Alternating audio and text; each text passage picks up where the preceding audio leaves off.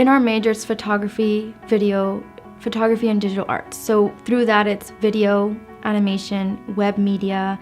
So it's really important because we also learn how to create our own website and create GIFs or to create art online, which is kind of the new thing in art right now, is creating like web-based media.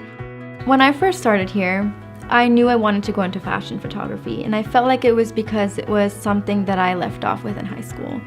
And after the digital photography classes, we started taking the video classes, and they were very experimental. And then I missed, experimenting with things and collaging and coming up with abstract ideas in order to create something surreal. And I think that if it wasn't for these classes, this extension of the major, I wouldn't have found out where I was today. And I think that I'm finding myself, and I feel that I'm more of an abstract artist, and I love that I was able to find that out now and present a senior thesis that I felt was truly myself, truly me.